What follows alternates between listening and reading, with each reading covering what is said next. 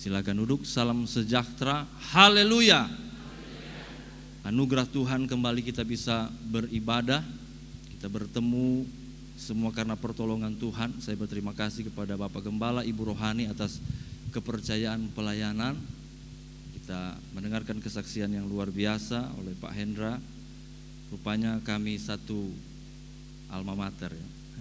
Tapi senior jauh, saya 2002 Pak. Bapak 94. Itu berarti dapat lembut-lembutnya Om Yoyo Pak. Ya. Oleh anugerah Tuhan kita semua ada di tempat kita masing-masing. Kita melayani sesuai dengan posisi yang Tuhan beri. Dan mari kita jalani kehidupan melayani Tuhan dimanapun Tuhan panggil kita berkarya. Amin. Dan Tuhan pasti memberkati kita. Saya tidak tahu apakah kebetulan atau tidak, tapi saya tidak percaya kebetulan. Tapi memang hari ini saya mau bicara soal mencintai hukum Allah. Mencintai hukum Allah. Mari kita bertolak dari Mazmur 119. Satu pasal ini dengan ayat yang sangat banyak, bahkan yang terpanjang dalam Alkitab, bicara soal hukum Tuhan. Dengan beberapa istilah yang dipakai berganti namun dengan pengertian yang sama.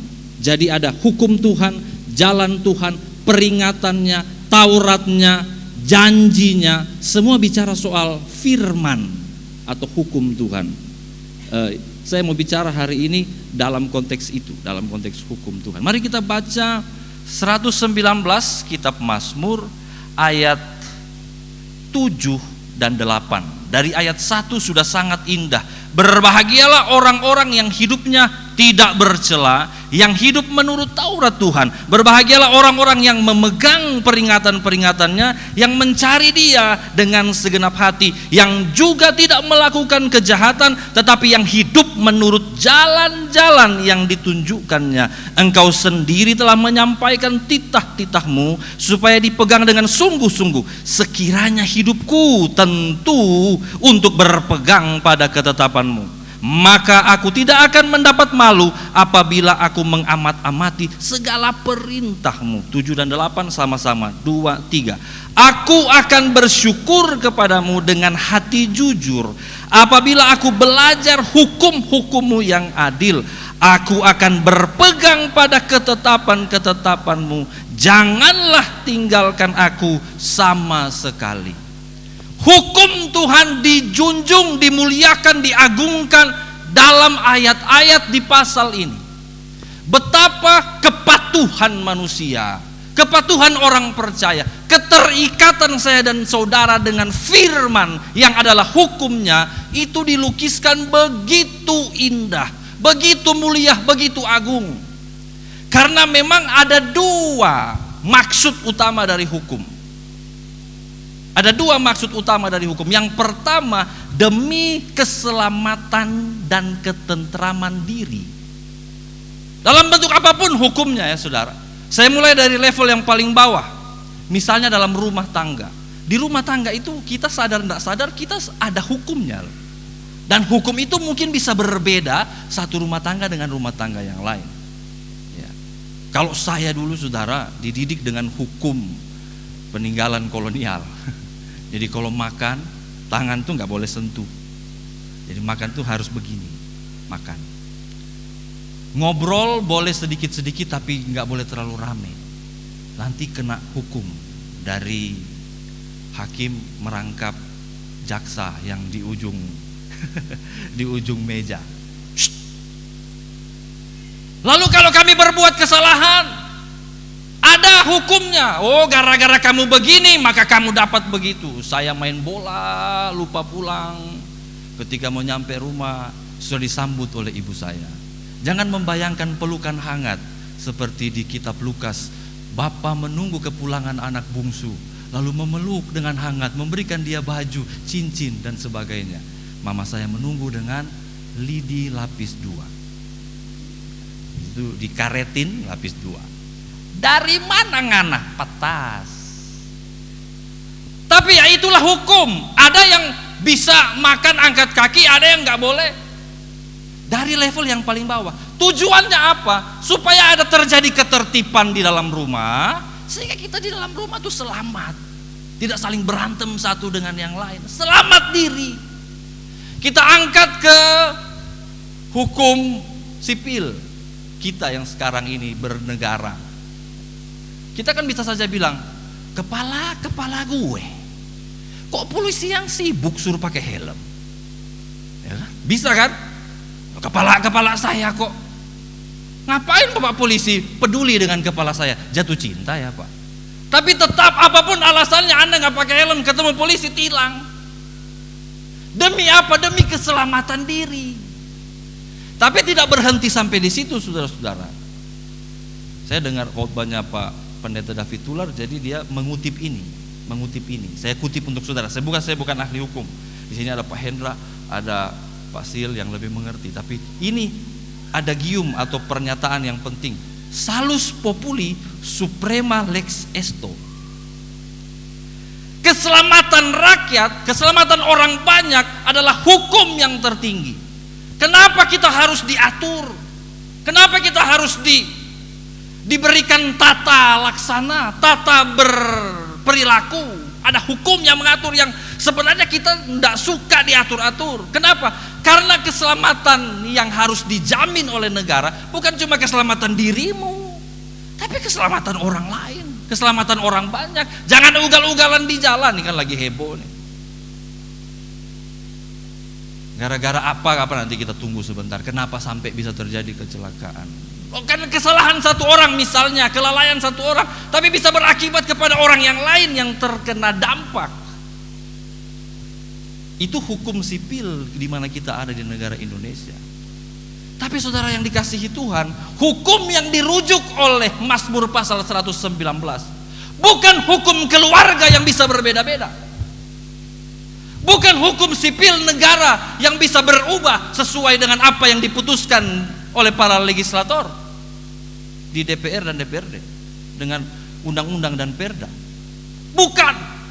Hukum yang diagungkan oleh Alkitab adalah hukum Tuhan yang sempurna. Oh, dia tidak bergantung kepada keluarga. Oh, beta katong pun suku nah begini, katong pun keluarga nah begitu. Kalau katong ini legal, kalau katong ini tidak, dia di atas segala hukum manusia. Oh, kalau di negara ini perbuatan zina mah sonde apa-apa, sonde masuk penjara, perbuatan begitu sonde masalah. Kenapa? Hukum negara kami mengizinkan, tapi firman di atas hukum negara. Untuk rohani ya jangan salah paham. Oh, kalau begitu kita pakai hukum Alkitab untuk negara kita jadi negara Kristen. Nah, bukan itu. Secara rohani, secara iman, secara kehidupan yang mengatasi jasmaniah ini. Secara jasmania kita harus turut kepada hukum-hukum pemerintah, tetapi secara rohani ada ikatan yang lebih dari itu. Mungkin kita langsung berpikir, berarti ikatan berarti tatambah ketongpung beban kita sudah tahu ini khotbah ini dia mau arapi mana nih. Ini berarti mau atur katong son boleh ini son boleh itu. Mari kita baca satu ayat dulu yang menarik Bapak Ibu Saudara. Ayat 165 dari Mazmur pasal 119, ayat 165.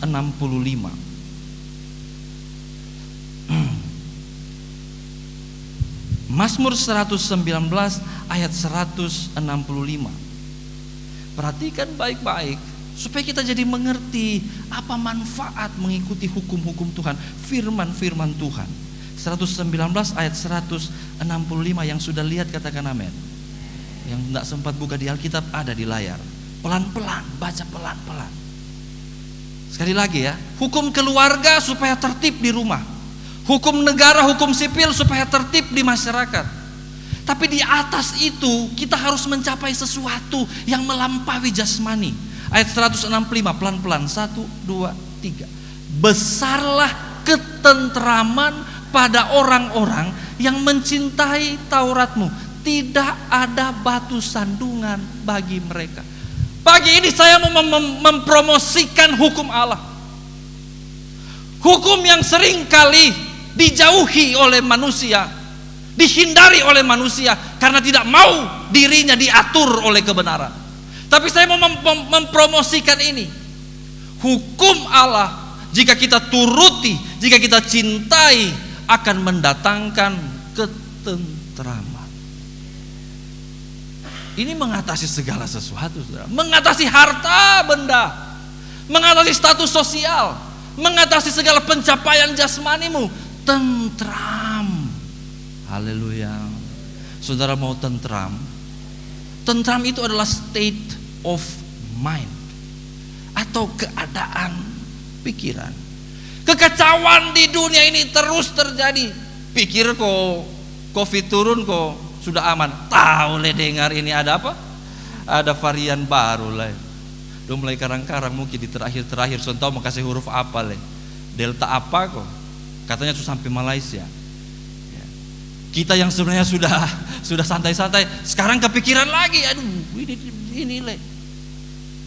Dan betapa banyak orang, bukan cuma sekedar Covid, tapi betapa banyak orang yang hidupnya dikejar oleh sesuatu. Tidak tentram. Aduh, mau ke mana ya? Aduh, masa depan, aduh, bepu anak, aduh, cita-cita, aduh. Aduh, Tuhan ke mana ini hidupnya? Saudara, ada jalan keluarnya. Cintai hukum Tuhan. Haleluya. Maka ketentraman yang bukan cuma sekedar ketentraman yang pokoknya dapat besar, saudara-saudara. Ayat 166. Ayo, ayat 166. Sama-sama baca 1, 2, 3. Aku menantikan keselamatan daripadamu ya Tuhan, dan aku melakukan perintah-perintahmu. Dalam melakukan perintah Tuhan ada penantian keselamatan. Wih, puji Tuhan. Belum habis. 167. Aku berpegang pada peringatan-peringatanmu dan aku amat mencintainya. Duh. Bagaimana perasaan saudara terhadap firman? Haleluya. Sudah cinta? Haleluya. Atau masih pilih-pilih? Oh, yang ini buat beta. Tapi yang ini kayaknya agak berat. Tunda dulu. Itu bukan cinta, saudara. Kalau cinta semua, katakan amin. Yang sudah pernah pacaran pasti tahu itu, saudara. Ya, woi, banyak sekali ungkapan tentang orang yang jatuh cinta. Woi, kenapa lu dengan dia begitu sayang? Aduh, dia pun senyum tuh. Aduh, luar biasa ya. Pas beta cek, ompong mah. Tapi kenapa lu senyum orang ompong begitu? Tapi beta cinta nah. Wah. Ada satu ungkapan tapi karena agak-agak menjurus jadi saya tidak mau ngomong. Agak-agak kalimat yang tidak terlalu pantas diucapkan, tapi itu melukiskan betapa orang kalau cinta tuh sonde pilih-pilih. Oh, beta jatuh cinta dia pemata. Dia pemata tuh memang kemana kok kayak berlian begitu. Nah, yang lain beta sental suka dia pun tangan, dia pun rambut. Oh, napi dia mata sah. Bawa-bawa dia pemata. Nggak bisa pilih-pilih, saudara. Kalau cinta penuh, katakan amin. Oh, ini firman Tuhan, hukum Tuhan tuh Bapak Pendeta. Oh, hukum Tuhan. Ada bilang di sini diberkatilah. Ini beta terima. Ini buat beta. Ada bilang di sini jangan berzina. Ini susah. Be masih selingkuh nah. Oh, kalau di sini sudah ada, di sana ya. Di sini sudah ada. Haleluya. Ini apa-apa ini. Aku akan menjaga keluar masukmu. Aku akan memberkati engkau. Ini baru hukum ini. Beta pun ini. Beta banget ini. Tapi begitu, setialah, kuduskanlah hari Sabat. Pas ada acara, beta mau pi ibadah hari Minggu, tenang saya pi ibadah. Cuma ini acara ini menuntut kehadiran saya ini. Sebagai terus pilih-pilih terus. Nanti pilih gigi baru tahu. Kalau kita cinta utuh-utuh. Haleluya. Haleluya. Kok subaratnya haleluya. Haleluya. Puji Tuhan. Terakhir 168, maksudnya terakhir di bagian ini. 168, 1, 2, 3. Aku berpegang pada titah-titahmu dan peringatan-peringatanmu, sebab seluruh hidupku terbuka di hadapanmu. Kenapa kita harus mencintai firman? Karena hidup kita ini terbuka di hadapan Tuhan. Tuhan tahu semua. Sonde bisa tipu-tipu. Dia tahu segala sesuatu. Kalau dia tahu segala sesuatu, dia tahu engkau butuh apa, dia tahu engkau dalam masalah apa, dia sanggup menjawabnya. Tapi dia tahu juga ketumpun dosa apa, dan dia tahu ketumpun kesalahan apa, dan dia harus tuntut perubahan kita. Harus utuh, saudara. Kalau saudara mau tentram, coba lihat kiri kanan tanpa bicara, kan pasti pakai masker, lihat kiri kanan. Itu kira-kira di mata itu tentram atau stres? Tuh, banyak yang saya mau lihat kenapa dia mau tahu persoalan berat beban ini. Kalau mau tentram, cintai firman Tuhan, cintai hukum Tuhan, utuh. Sekarang saya mau bicara berikutnya. Kenapa sih orang tidak mau mencintai hukum? Padahal sudah tahu bahwa itu akan menyelamatkan diri, menyelamatkan banyak orang. Ada loh satu prinsip dalam perjanjian baru. 1 jiwa bertobat, dengar Bapak, 1 jiwa bertobat, seisi rumah selamat loh. 1 orang dalam rumah ikut hukum Tuhan, 1 isi rumah bisa diselamatkan oleh Tuhan. Kenapa bisa? Karena dia akan menjadi kesaksian, bukan? Dia akan bawa. Nah, kalau sudah tahu begitu, kenapa ada orang yang tidak mau ikut hukum Tuhan? Nomor 1 itu karena apa? Karena 119 kitab Mazmur ayat 9, kita baca sama-sama. Mazmur 119 ayat 9.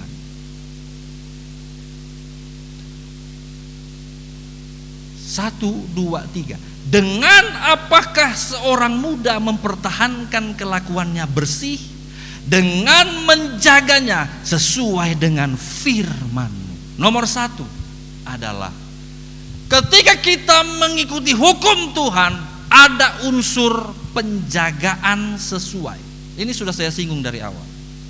Kebebasan kita dibatasi, dipagari. Saya beberapa waktu yang lalu saya khotbah tentang gembala yang baik, mungkin berapa bulan yang lalu. Lalu dalam khotbah itu, gembala yang baik itu menjadi pintu. Kenapa dia menjadi pintu? Karena rupanya ada pagarnya. Ada pagar keliling kawanan domba. Sehingga kalau mau keluar, mau masuk harus melalui pintu, ya si gembala itu. Yesus adalah pintu yang memimpin kita kalau mau keluar dan masuk. Tetapi yang menjadi persoalan bukan masalah pintunya, pagarnya ini loh.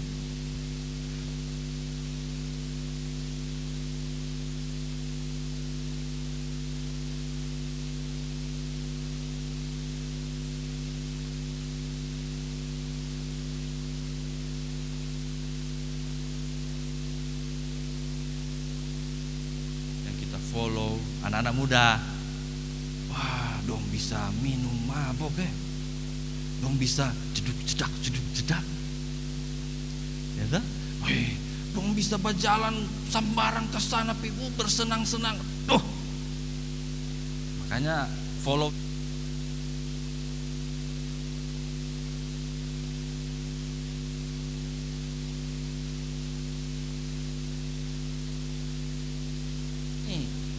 Cuma karena beta orang Kristen nih, karena firman. Sabar dulu, beta minta izin di Bapak. Mau jalan dulu dengan kawan, pi mana? Ada mau pilih. Pokoknya bapak-bapak, ibu-ibu, kalau dia sebegini, sulain tuh, garo-garo sonde gatal, itu sudah. Dan pergi tanpa ketahuan dan mengikuti kebebasan yang dia mau. Ini kan beta pu hidup. Orang tua langsung lega. Di poin ini orang tua sudah dapat singgung. Tapi ada begitu banyak kenakalan remaja, pelakunya opa-opa. Betul ini. Pelakunya oma-oma, kenakalan remaja. Bukan masalah umur, tapi masalah mental. Apakah kita mau kebebasan kita sedikit dikungkung, sedikit dibatasi? Sekali lagi prinsipnya yang pertama, demi keselamatan, saudara-saudara. Haleluya. Demi keselamatan, demi kebaikan. Saya dengan istri saya beberapa waktu lalu tuh diskusi soal nasihat-nasihat orang tua kepada anak. Saya ini kan, saya peneliti generasi Z. Dalam penelitian saya soal, ini bukan milenial, turunan di bawahnya lagi milenial. Dalam penelitian saya itu saya menemukan begini, ada begitu banyak nilai dari generasi tua yang sudah tidak relevan untuk generasi muda, apalagi generasi Z, apalagi generasi Alpha. Nanti anak-anak saya itu generasi Alpha. Jadi ketika saya meneliti, saya bilang ini sudah tidak relevan dengan hidup mereka di zaman sekarang ini, dengan pergumulan mereka. Saya bergumul soal ini, tapi istri saya ini orangnya agak-agak lebih ortodoks, bukan, lebih istilahnya, lebih kuno dari saya soal pemikiran, serius. Dan dia bilang begini, Sonde, nasihat-nasihat orang tua itu, prinsip-prinsip orang tua itu, kalau dicermati lebih dalam, itu bukan soal relevan atau tidak, tapi soal benar atau tidak. Bukan masalah relevan. Kalau bilang relevan, ini dunia ini terus berputar dan berganti. Sampai kami pada satu kesimpulan, ada satu topik, saya tidak usah bilang, ada satu topik, istri saya bilang, itu coba lihat, betul toh kalau orang-orang tua dulu bilang firman itu mengatasi segala hikmat orang tua, sudah. Dan kalau dibatasi kita ini oleh firman, bukan soal relevan atau tidak relevan, tapi soal benar atau tidak. Relevan ini kan cuma soal praktika yang kita bisa mainkan.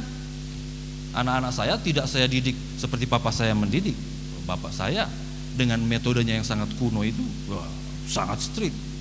Anak saya tidak, tapi prinsipnya masih, benarnya masih seperti yang didikan papa saya. Enggak saya biarin, enggak. Kenapa? Karena kebenaran itu bukan masalah relevan atau tidak, tapi masalah benar atau salah. Dan tipis sekali perbedaan ini bisa membuat perbedaan antara hidup kekal dan kematian kekal. Itu yang harus kita renung baik-baik, saudara.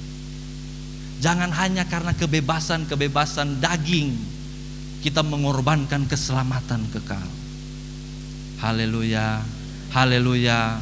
Mari kita mau menurut kepada firman Tuhan. Penggambaran anak-anak Tuhan seperti domba itu bukan asal-asal. Ada filosofi di baliknya. Domba adalah hewan yang takluk, tunduk, dan bergantung penuh pada gembala. Gak bisa domba di Palestina sana dibiarkan sendiri untuk cari makan sendiri. Domba bukan kambing, saudara. Kambing di tetangga sekolah Alkitab itu bisa cari makan sendiri. Termasuk datang mengganggu sayur-sayur di sekolah Alkitab. Aduh, kambing semua masuk. Tapi itu dulu. Setelah Curie datang, mereka sudah trauma, mereka tidak masuk lagi. Anjing pitbull saya tidak sempat digigit, tapi mereka sudah merasakan aura-aura ada yang jahat di dalam. Kami bisa cari makan sendiri. Kalau domba nggak dikasih makan mati. Itu analogi. Kita tuh harus bergantung kepada hukum-hukum Tuhan. Terbatas memang kita, dibatasi memang kita, tapi kemana dia jalan, mari kita jalan. Kemana dia pimpin, di situ kita berjalan. Dan engkau akan menemukan ketentraman. Haleluya. Mau tentram, saudara? Yang kedua, terakhir, ayat 9. Alasan kenapa hukum tidak dipatuhi, yang pertama karena tidak mau kebebasan kita diganggu. Tapi yang kedua, ayat 9 saya baca pelan-pelan. Dengan apakah seorang muda, ada yang namanya seorang muda. Loh, konteks bicaranya Mazmur 119 kan ini bukan bicara seorang pemuda remaja. Ini umum. Tapi kenapa diangkat ada seorang muda? Saya pelajari bahasa aslinya. Dalam bahasa asli dijelaskan begini. Kata seorang muda ini terjemahan yang lebih detail adalah orang yang sudah bukan kanak-kanak, artinya sudah bisa dimintai pertanggungjawaban akan hidupnya, tetapi belum dewasa penuh. Nah, ini persoalan. Nggak tahu range umurnya bagaimana, pokoknya dikasih tahu sudah bukan anak-anak, sudah bisa dimintai pertanggungjawaban atas hidup, tapi belum bisa dikatakan adolescence, belum bisa dikatakan adult, belum bisa dikatakan dewasa. Nah, kita tentu tahu apa stigma ini. Masih muda. Karena masih muda ya masih mudah terombang-ambing. Karena masih muda ya gampang terpengaruh. Ini yang saya katakan mentalitas yang gampang terpengaruh. Tapi saya mau bilang, Mazmur 119 ayat 9 tidak bicara soal usia orang. Dia bicara soal karakter. Ada orang yang sudah 50, sudah 40, sudah 60, tetapi masih mudah terbawa kiri dan kanan. Oh, dong bilang ini, dong bilang itu, dong bilang itu sana ada obat di situ, ada itu di situ, terus terombang-ambing. Orang-orang yang semacam ini itu tidak akan mampu menjalankan hukum Tuhan. Karena setiap kali dia terima pengaruh dari manapun, dia akan tergiur untuk ke sana dan ke sini. Bapak Ibu Saudara yang dikasihi Tuhan, kita adalah anak-anak Tuhan, katakan amin. Tapi Tuhan Yesus berkata firman Tuhan berkata kita harus mencapai kedewasaan. Bertumbuhlah ke arah Kristus, berakar lalu bertumbuh. Dan itu semua akan terlihat di mana? Bukan dari tinggi badanmu, berewokmu, ototmu yang sudah dewasa, tapi terlihat dari karakter. Ya, kalau dewasa secara jasmani ya terlihat nih, saya dewasa saya.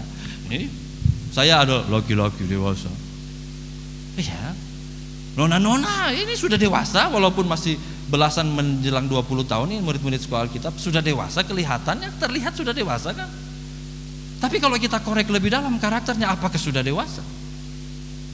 Ini kan persoalan. Saya tidak mau tunjuk oma-opa.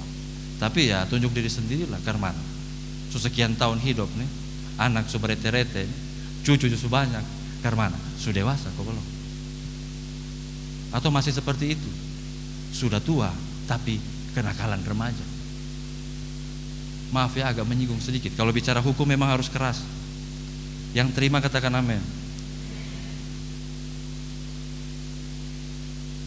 Dengan apakah orang yang masih terombang-ambing bisa menjaga kelakuannya bersih, suci, kudus? Dengan menjaga sesuai firman Tuhan. Jangan biarkan keinginan bebas, jangan biarkan platform dunia ini yang menawarkan kebebasan itu merasuki kita, menipu kita. Jangan biarkan karakter kita yang belum bertumbuh menghambat pertumbuhan iman kita. Bebaskan hidupmu. Lalu mulai ikut firman. Batasi dirimu dengan apa kata firman, dan engkau akan melihat pelan-pelan ketentraman muncul di dirimu. Lalu kemudian ketentraman muncul di rumah tanggamu. Haleluya. Aduh, rumah tangga yang tentram itu enak betul, saudara. Soalnya ada perang, piring bisa terjaga dengan baik. Amin. Garpu, apalagi garpu dan pisau bisa terjaga dengan baik. Jangan sampai dia mengamuk, dia salah ambil, bukan piring tapi kayak film-film action sah. Oh, tapi yang lebih penting bukan cuma itu barang-barang dapur, mulut. Seringkali ketika kita tidak menjaga kelakuan tangan sudah terjaga, tapi mulut, tiba-tiba suami ada sayang-sayang, sensor. Suami bilang, lu pikirnya cuma lu yang bisa omong begitu? Lu. Oh Tuhan Yesus, sudah ada ketentraman Tuhan. Untuk apa berumah tangga kalau ketemu perang terus? Jaga dengan firman, cintai firman. Haleluya. Ayat terakhir. Ada satu tips bagaimana kita hidup menjaga diri dari kebenaran firman dari perjanjian baru. Oh, kalau di perjanjian lama berjuang setengah mati, perjanjian baru kayaknya ada solusi yang lebih enak. 2 Korintus pasalnya yang ketiga. Kita adalah umat perjanjian baru, bukan umat perjanjian lama yang harus bergumul dengan perbuatan dan kontra terhadap perbuatan iman yang udah setengah mati. Kita umat perjanjian baru. 2 Korintus 3 ayatnya yang ketiga. Ayat 1 bilang begini, Adakah kami mulai lagi memujikan diri kami, atau perlukah kami seperti orang-orang lain menunjukkan surat pujian kepada kamu atau dari kamu? Kamu, jemaat, adalah surat pujian kami yang tertulis dalam hati kami dan yang dikenal dan yang dapat dibaca oleh semua orang. Karena hidup sesuai firman menjadi surat yang terbuka, menjadi surat pujian. Ayat 3, karena telah ternyata bahwa kamu adalah surat Kristus yang ditulis oleh pelayanan kami, ditulis bukan dengan tinta, bukan dengan tinta yang bisa terhapus, tetapi dengan roh dari Allah yang hidup. Katakan amin. Bukan pada loh-loh batu. Musa menerima Taurat pada loh batu, ternyata bisa dihancurkan. Tetapi melainkan pada loh-loh daging, yaitu di dalam hati manusia. Firman itu, hukum Tuhan itu jangan dilihat sebagai sesuatu yang di luar diri kita, peraturan-peraturan yang membebani kita. Lihatlah itu sebagai surat cinta Tuhan yang tertanam di dalam hati. Haleluya. Di sini. Jadi waktu kita mau hidup menurut firman, tidak usah cari rujukan. Apalagi yang suka dengar khotbah di YouTube. Di YouTube itu ada banyak khotbah bagus, ada banyak juga yang dengan standar kita agak-agak melenceng lewat. Rujuk-rujuk dari luar. Coba, tarik napas, dengar firman yang sudah pernah kita dengar dulu. Ingat, yang sudah ada dalam hatimu. Dan itu akan membuat kita terbimbing dari dalam, saudara. Haleluya. Roh Kudus bukan ada di luar, bukan ada di jauh, bukan ada di tangan pendeta. Itu pendeta spesialis itu. Spesialis apa? Spesialis urapan. Sudah ada pendeta spesialis di dunia ini. Roh Kudus ada di mana? Bukan ada di sana situ. Dia bukan. Di dalam kita. Coba cari. Cuman mungkin karena kita tidak biarkan dia berkarya, jadi lewat berkatnya. Haleluya. Loh daging. Berikan hatimu kepada Tuhan. Cintai hukum-hukum Tuhan yang sudah ada di dalam, tertulis dengan cinta Tuhan lewat pengorbanannya di kayu salib. Dia catat hukumnya di dalam hatimu supaya engkau bisa menjaga kelakuan, bisa menjaga hidup. Engkau akan selamat dan orang banyak juga akan selamat oleh karena karya Tuhan lewat hidup saya dan saudara.